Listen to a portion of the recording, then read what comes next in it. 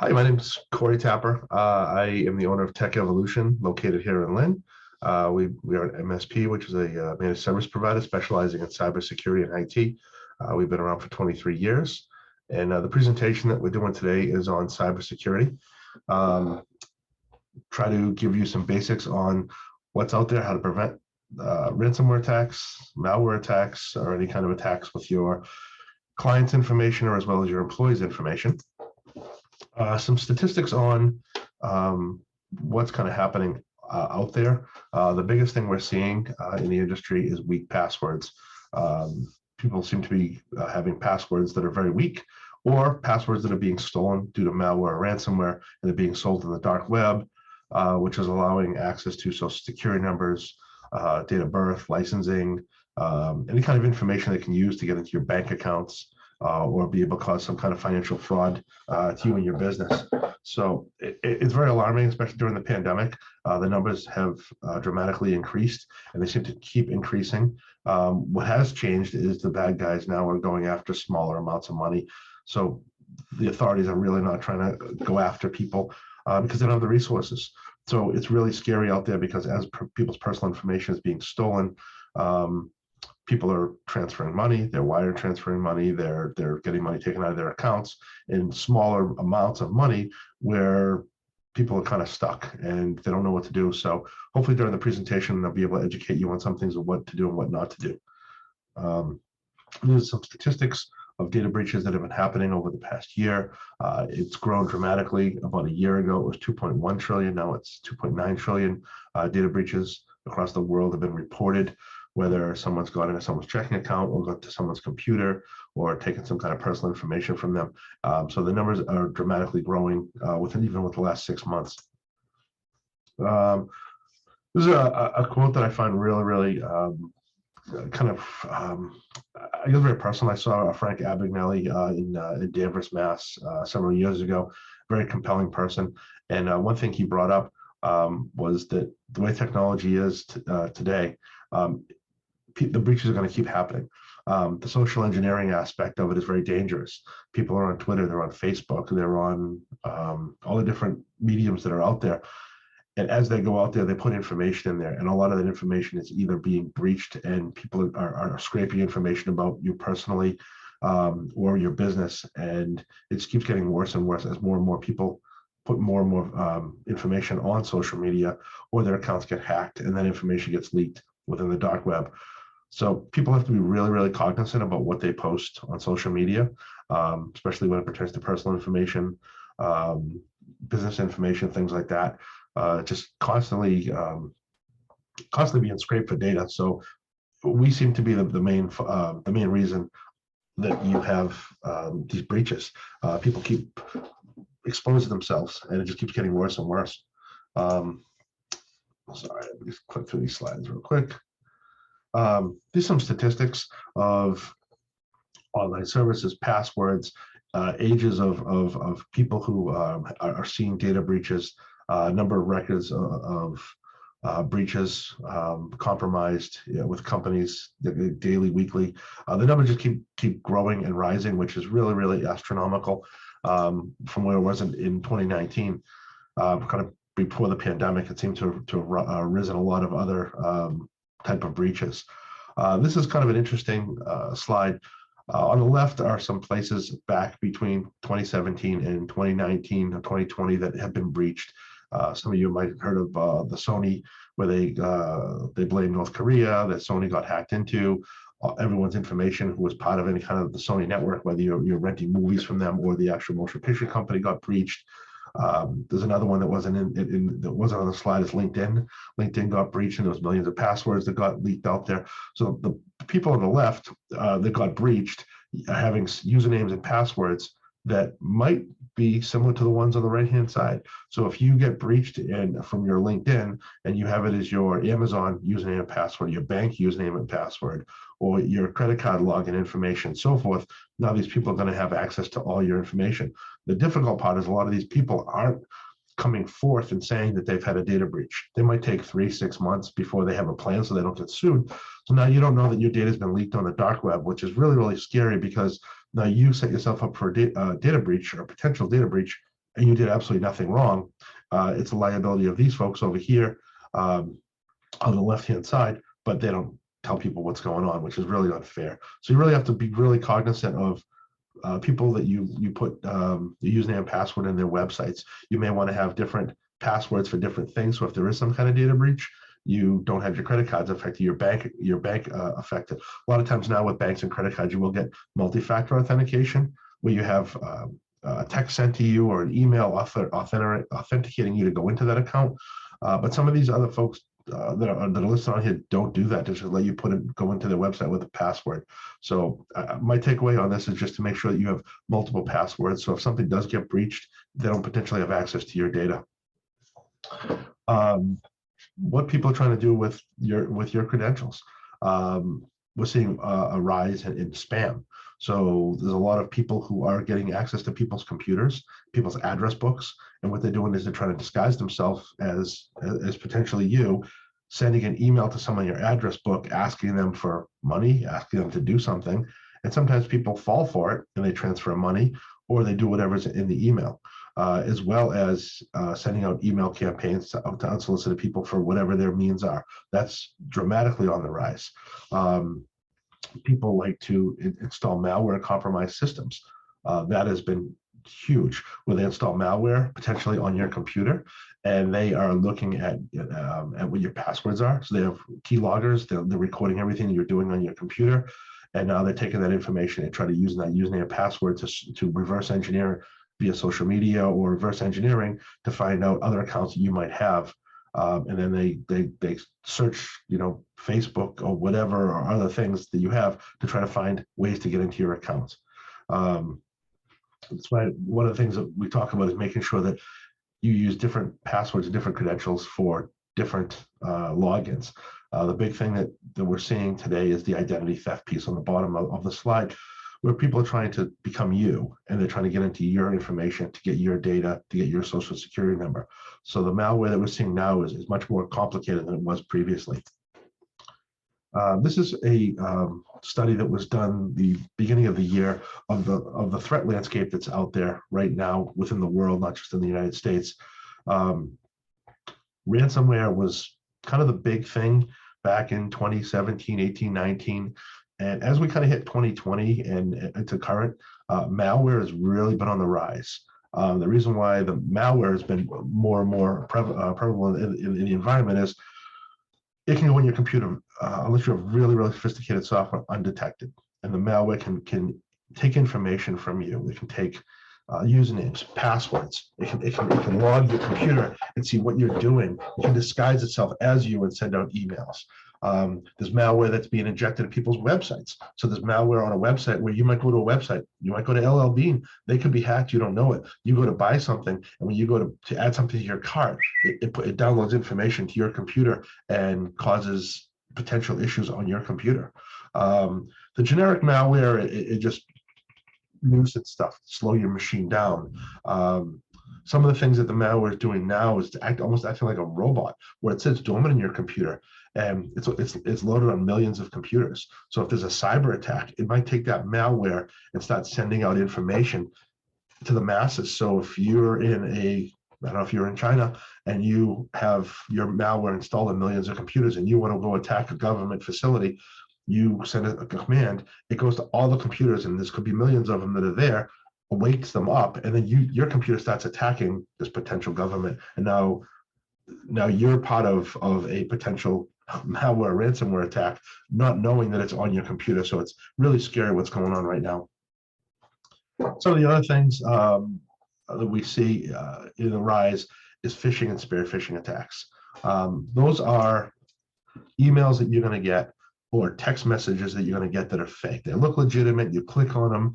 Either you open it up and there's malicious content that could be ransomware, that could be malware, or you click on it and it redirects you to a site that looks legitimate. You put your username and password in there several times and it doesn't work. But at that point, they captured your username and password, which really is a bad thing, because now they have username and password. Now they try to social engineer you and your accounts, and then try to log into your information. A lot of people have seen this. Your account has been suspended by PayPal. Click here to confirm. You click on it, or you hit recover your password. It takes you to a site that looks like PayPal. You put your information in. You hit enter a bunch of times. Nothing happens because they've captured all your information. This is some international phishing attacks that have gone out. Just something a little different to look at. This is a phishing attack, kind of an example of what you're going to see on a phone. You might get a text message, and they're trying to get a hold of you, that make it look like something that you might be doing on your phone. You might want to click something or call somebody. Hopefully, most people are annoyed by it, and they don't do anything with the phone. I don't really see a lot of people getting caught on the scams with phishing on cell phones, but on the computers, more and more people are clicking on stuff. And the big thing for this is education, educating you or your employees to be able to know what to click, what not to click. If you have questions about that, we can talk about that after. That's something that we can advise you on as well. This is an interesting slide. This happened in 2018, and I bring it up because it hits home, because it was in Leominster. Ironically, I just did this presentation the other day, and which was really kind of cool. It was an interesting testimonial. A gentleman in the audience was a principal at the Leominster school system when this happened, and he just kind of raised his hand and talked about it, which was interesting. But the problem with this is now the school system has to pay $10,000 worth of ransom in Bitcoin. Now that comes out of their capital budget, so maybe there's no money for kids for sports or other things that they didn't budget, but they lost all their data. Sadly, all this that we talk about can be prevented, and making sure that your computers are protected, making sure your network is protected. But when it does happen, it causes serious amount of financial harm. There was a data breach, I think it was 2018. It was San Francisco during the Black Friday holiday, right after Thanksgiving. They wanted, I think it was $2 or $3 million to get all the information back for the subway system, and the subway system said that they could reproduce all the data. They didn't need it. It took them 5 or 6 days to get their data back, costing them like tens of millions of dollars. Would have been cheaper. The whole takeaway from that is a lot of these places don't have a good continuity plan, a good backup plan. If something happens, something hits the fan, how do we recover? How do we get back to where we need to be to make our business or our computers whole so we continue our lives? So we'll talk a little bit more about that, but this is kind of something that hit home about ransomware I want to share. One of the things that I was talking about previously is being able to protect your endpoint. The thing with ransomware, malware, anything we do to protect against cyber attacks is multiple layers of protection. I joke around, I think of the onion of Shrek, if you guys remember that.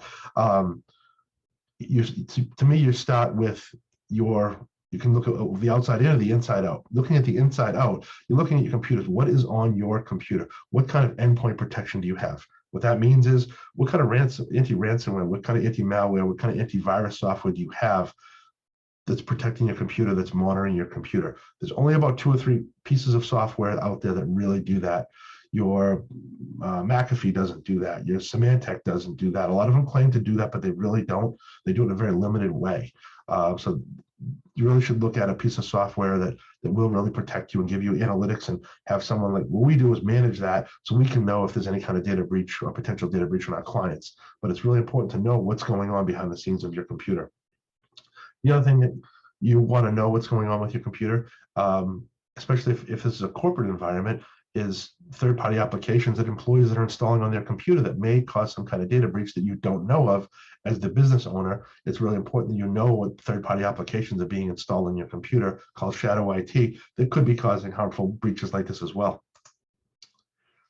One thing that is really kind of scary, we talk about multiple layers of protection. Another layer of protection is having a firewall, making sure the bad guys can't get from the internet into your network, your office, your home, having rule sets and things like that in place. There are third-party companies out there that they have ways to tunnel in and bypass firewalls. You can pay for it, you can get it for free, and they're called proxy sites. So you proxy in through a backdoor, and this is really popular in schools. So if they can't get to Facebook or Twitter or any of their social media, they use these proxy sites to be able to get to what they want to do. And now that opens a hole in your network that potentially could let something bad into your network. whether it's a corporate environment or whether it's a school, which seems to be a lot more popular to do this. This is something that you really need to be aware of. And I don't think a lot of people are really aware that even if you have a firewall, if you don't have it set up correctly, you can have these proxy sites come in and they can open a back door for the breaches into your network. This is kind of a rough idea from some statistics of what it costs a company, number of employees, rough what you're paying them, what the downtime could actually cost you if you do get some kind of cyber attack. This is just kind of some estimates from some industry statistics. What is it really costing you per hour? What is your total downtime costing you if you had 4 hours worth of downtime? Obviously, it really depends on the industry and what your costs are for running your operations. But either way, it's pretty expensive. In my experience, I've seen the downtime a lot more than 4 hours. If you have any kind of ransomware, if you had a piece of hardware going down, 4 hours might be acceptable. But usually when you have ransomware or malware, if you don't have the appropriate systems in place to recover, I've seen people contact us and they're down for days. If you do have a plan in place, it could take a few hours to be able to recover from a ransomware attack if you have the correct continuity plan. So this is an interesting fact that we've seen, and it's actually growing. This is an older post from 2016, but I just kind of keep it because it's just kind of a generic way of looking at things. A really large amount of small businesses have a hard time recovering from a cyber attack. They seem to recover better if they have a hardware failure. If their server goes down and they're able to get their data back, they're able to recover a lot better. When they have a cyber attack, a lot of reasons why companies can't recover, it's not just the fact that your information got encrypted and you have to pay somebody to get your data back. It's you potentially have to format and reinstall all your computers, format, reinstall your server, redo your whole entire network. If you are in a business that has sensitive information for your client, such as a law firm or a CPA firm, if that data gets sent overseas or out of the country, now you have personal information, or PII, that gets sent out, and then you have to pay a fee to be able to protect each person's personal identity for a certain number of years. You have to report yourself to the Attorney General's office to let them know, and there's fines and things like that that get put on you because you got breached and personal information was sent out of your office, and it shouldn't be. It should be locked down. So that's really what kind of cripples the business, is all the fines and the potential issues that could happen down the road based upon the attack that they get. Slide up. Oops, sorry. So we talked a little bit about your defense. The first line of defense is your firewall. Not just having a firewall is the end all be all, but having a firewall that is getting security updates and patches. All the firewall manufacturers have updates that come through daily, hourly. If an IP address from wherever is being attacked from another country, it'll update your firewall. There's databases from everybody from SonicWall, from Sophos to Cisco, Meraki. All the large manufacturers have constant databases that are being updated on people's firewalls. It's really important. If you have a firewall that's 3 or 4 years old, you may want to think about updating it because it may not be getting the updates you need to really fully protect yourself. The other thing that's really important is patch management. Microsoft comes out, they get their patch Tuesdays, they do updates, they do security patches. It's really important to make sure that the updates and patches are being applied to the computer in a timely manner.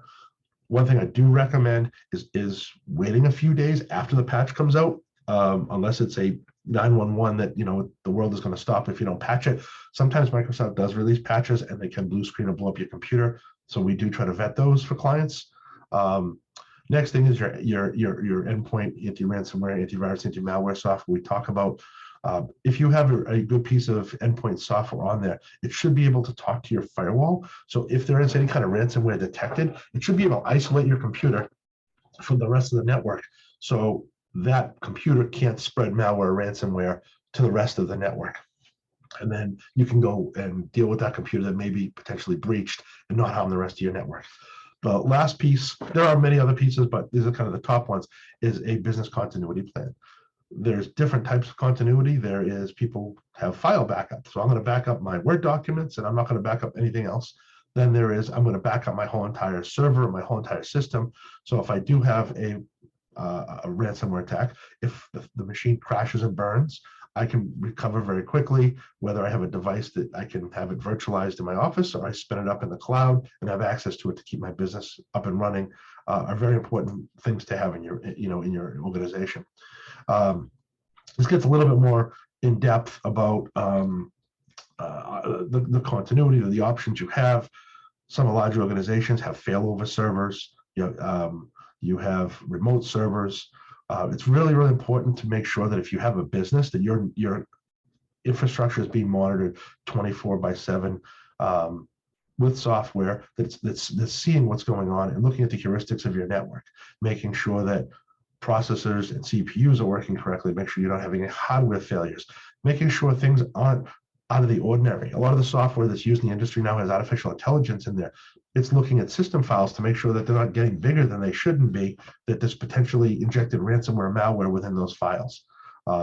Making sure that all the patch management is being monitored by a human being to make sure that that all the computers are really being patched. And if they're not, is somebody going in there and mitigating that to make sure the machines are being patched and updated as well. Very important practices to have in a business to help protect yourself. Hang on. I like to have all the slides open at the same time. I'm sorry. This talks a little bit about security, managed services. What managed services are? They're a way in my industry to be able to proactively monitor issues and incidences before they happen and try to mitigate it so you don't have a cyber risk, you don't have downtime, and your operations are up and running much more smoothly. The first step is to try to discover unknown threats, looking at network traffic, looking at what's going on the endpoints, getting analytics and data back from the software that's on there to see how things are working on there, and if it's working smoothly and correctly. If there are issues, to make sure you're able to analyze what's going on there with software very quickly, make sure that you're getting notifications. For us, we have a help desk, so if we have a customer that has any kind of potential issue, we get notified on the help desk, and we work with the client to make sure that if there is a real issue, we mitigate it. We really want to stop things in real time before someone hacks in and gets to someone's data. So being proactive is really, really the way to go when it comes to cybersecurity. Back in the day, which isn't that long ago, 4, 5, 6 years ago, the industry was more about, hey, my computer's down, I need to come fix it. Now it's, we need to be up and running 24/7. We can't be down. We have remote workers. They need to be able to get in. We need to be able to run our business. It's a different world we have out there. How do we do this? And being proactive is really, really important right now in the world we're living in. This talks a little bit about kind of the whole big piece. Protecting yourself in multiple different ways. And there's different ways that hackers want to get into your infrastructure. And these are things that you really, really need to do to protect yourself in what needs to be protected. And they all kind of go together hand in hand. We talk about on the left-hand side, firewalls, UTMs.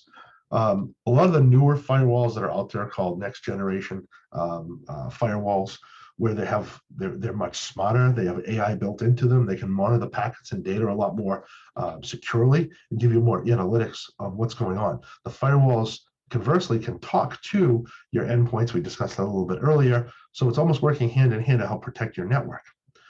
Some of the other things that are getting more advanced are wireless networks within people's offices. You have the ability to be able to track where people are, if you have a big building, where they are physically in your building, as well as what are they doing on your network to make sure that their computer's not breached. If it is, what kind of traffic do they have coming off their computer? It's not necessarily a big brother, but it's looking for analytics of bad signatures of bad things that are happening, making sure that on the email side of things, make sure you have a spam filter that's working really well, inbound and outbound, making sure that you're trying to help prevent the phishing attacks, using encryption within your email, sending emails to your clients that have financial information, personal information, business information. Shouldn't be where you're going to Outlook and you hit send and you got all this information about a government contract going to somebody. You want to be able to send it in an encrypted way, so when the person on the other end gets it, they get an email, they log into a secure portal, and they get it in an encrypted fashion, so that data doesn't get stolen anywhere. On the web, I look at what I'm seeing now is on the websites. A lot of websites have been hacked. If their web hosting provider is any good, they'll get notified that some of the pages on their websites have been hacked. But a lot of people don't know that there's malware on websites, and there are a lot of well-known websites that have been hacked. Back in the day, they get defaced and something bad would go on them. Now people don't want to deface them. They want their malware to be injected on people's computers, hoping that their endpoint security or their firewall isn't going to protect them and it's going to get on their computer and do their magic. So be really careful. One thing to really watch out for when it comes to the web, if you go to a website and there's no little lock on the top left, or it doesn't say HTTPS, it's kind of a de facto standard now that the industry is making all website owners do to lock down their website to help protect this stuff. So if you go to a website and all of a sudden it pops up and says this is an unsecure website, untrusted, click advanced to continue, you probably don't want to do that because either they've been hacked or there potentially could be something wrong with the website and it could download ransomware or malware to your computer. One thing on the left side, we're talking about mobile.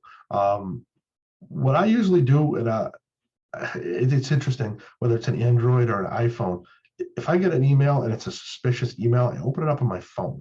I've never seen any way that there is a type of phone you can get malware ransomware on, but Android and Apple are really good about, you click on it and if it's malware ransomware, nothing's going to happen. It's not going to download on your phone. It's not going to do anything.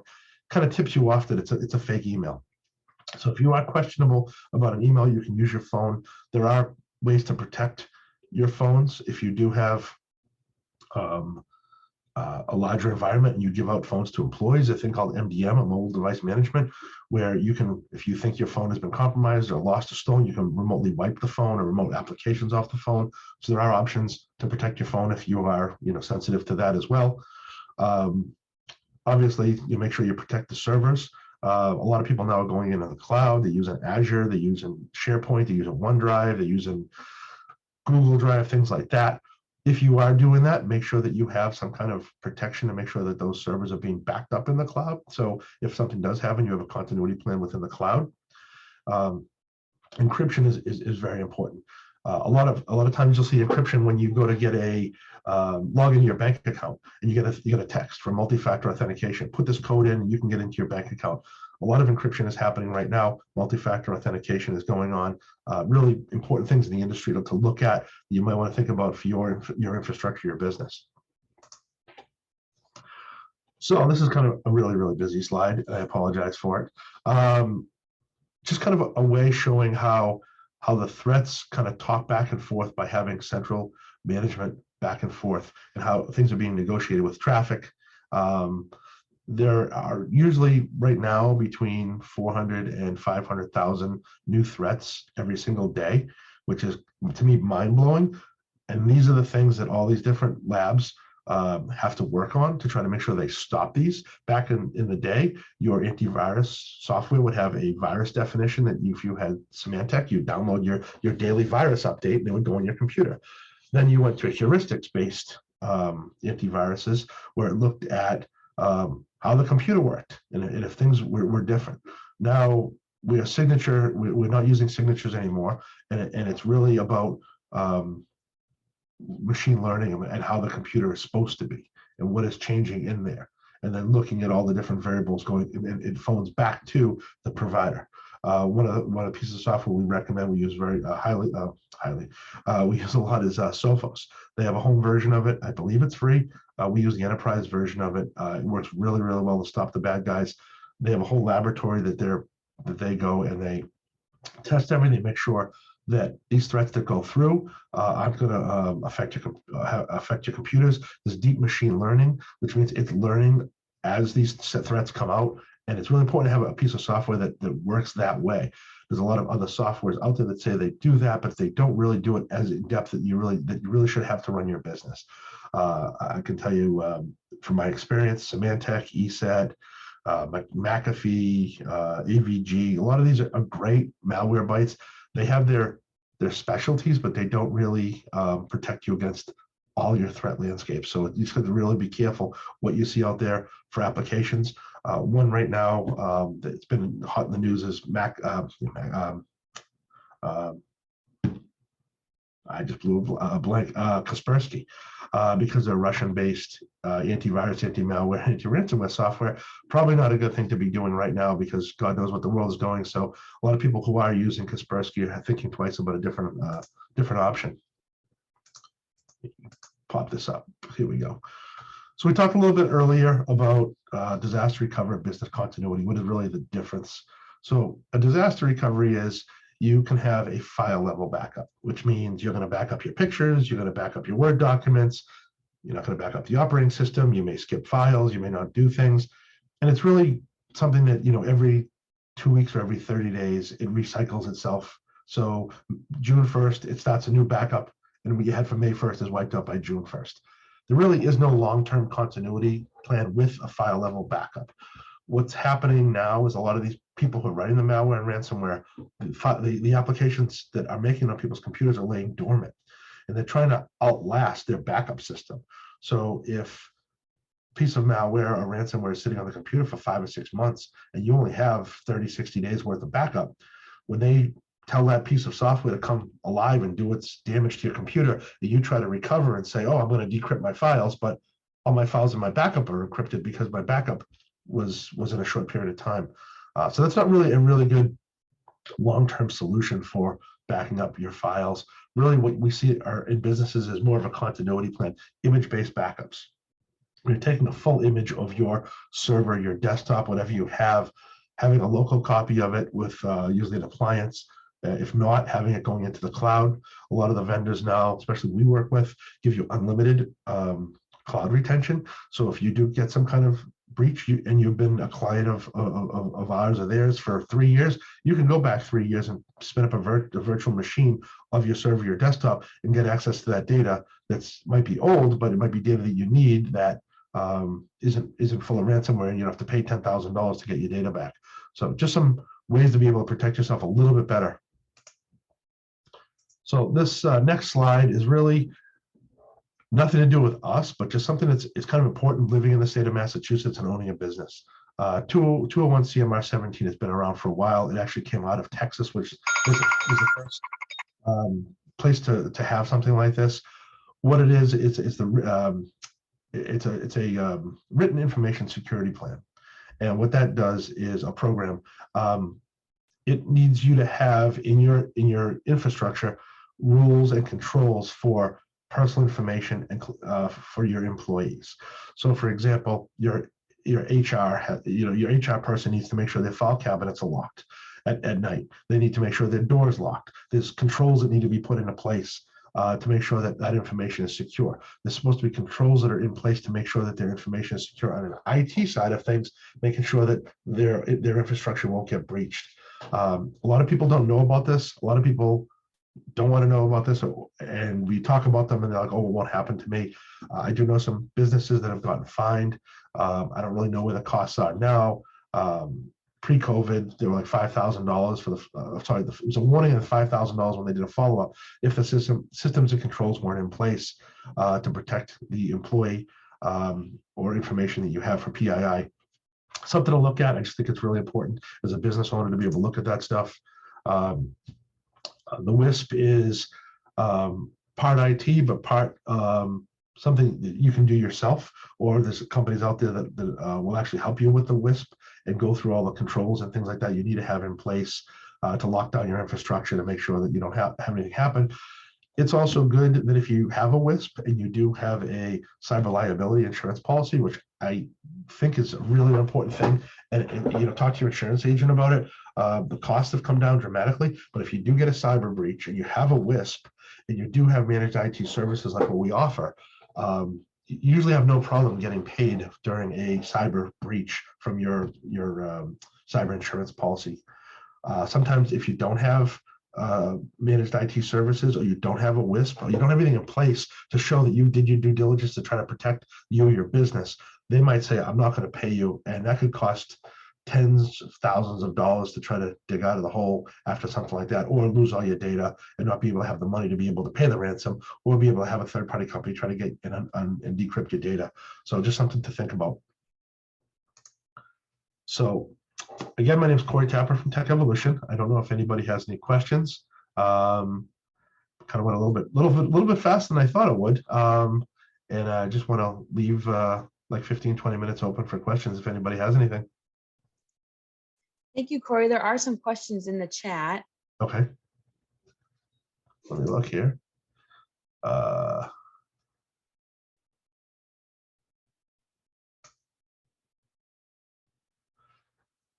Yes. So one of the questions was, do you recommend using apps like Apple Keychain to store your passwords? If not, I don't recommend doing Apple Keychain or going into your browser and going into Firefox and saving your passwords. There are third-party applications, password vaults that are encrypted. So, for example, there's some consumer grade ones like OnePass, where you pay a yearly fee per user, and you can put all your information in there. It's secure, it's encrypted, and whenever you need to go to a website, you open up your application, you click a button, and it auto fills everything on your screen, so it can't be captured or it can't be stolen. I recommend that highly for passwords, even if it's passwords you don't necessarily need for a web page. You can keep personal information in there, but it's encrypted and it's locked. You can use an app on your phone to get to it, or you can use an app on your computer. I recommend using the app on your phone, because then if you're trying to get into your computer, you don't want to log into your app on the computer with they're trying to get the encrypted data. So hopefully that helps. It's another question. How can my business tell if an email is spammed? It looks legit. It's really, really hard. One thing I tell people is, if you look at the message header, so if you look at the email address and it says it's from support@amazon.com, double click on it, and then it'll actually show who it's really from. So it might be really from, Fred at abababa.gmail.com or something like that. And that'll tell you who it's really coming from. Sometimes there's people are smart enough to use tools that are out there to make it so it actually looks like it's coming from the real person, and then when they click on it, it goes into a bad spot. But if you're getting an email saying that your password has been compromised on Facebook, and you haven't been on Facebook in a while, what I tell people to do is log into Facebook with the credentials you have, change your password within Facebook, and there's an option under settings to be able to go in there and disconnect all the devices, like your iPad, your iPhones, your whatever, and then that wipes everybody off. Now there's a new password, and now you cleaned everything up, so you don't have to get breached. That doesn't happen in all cases, but it's a way to kind of mitigate whether they're real or they're fraud, because some people have a hard time telling the difference. Another question is, what's the best software to invest for small businesses with a small IT budget?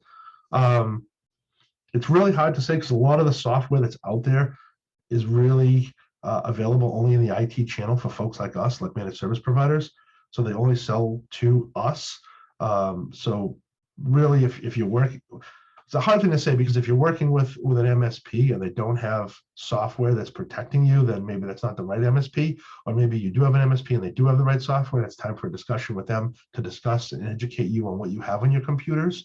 But a lot of the stuff that's offered out there, it should be relatively inexpensive. But again, it's really about having multiple layers of applications on your computer beside your endpoint security. We provide dark web monitoring for our clients to see if anybody in the infrastructure got breached on the dark web. We look at shadow IT to see if there's anything that shouldn't be on people's computers. We run simulated penetration testing for our clients to make sure that can the bad guys find a hole in our firewall or our network to get in through a back door to get into our network. So there's a lot of different pieces and moving things, but when you add them up, they shouldn't cost that much to run on your infrastructure. And it really depends on how your IT person structures it. Everyone does it a little bit differently. If there's some questions that you have and you're curious about, what should I be paying? Everybody has their own secret sauce and how they do it. I'm not saying anybody's right, anybody's wrong. Just everybody just has a different way of doing it. There are multiple tools to accomplish the same thing. Some things are much more expensive to accomplish the same exact thing. So it really depends on what your managed service provider is offering. If you're looking for a second opinion, I'd be more than happy to reach out to me. I'd be more than happy to give you some advice, put you in the right direction. I think that was the last question. Anybody else have anything? No, I think sounds like we're good. Yeah. Awesome. Well, thank you so much. This information is so important. And like you were saying at the beginning, I mean, no one thinks that they're ever going to have to worry about something happening. But you need to be proactive, not reactive with this kind of information, and take care of your business, because you know you work so hard to build up your business and you don't want to lose it all because of something like this happening. So very important Absolutely. information. I appreciate you taking your time. We will be posting this online so that people can review the information at any time. And please feel free to reach out to Corey at any time if you have any questions for him.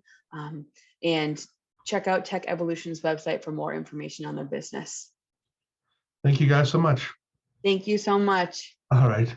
Bye. Bye-bye.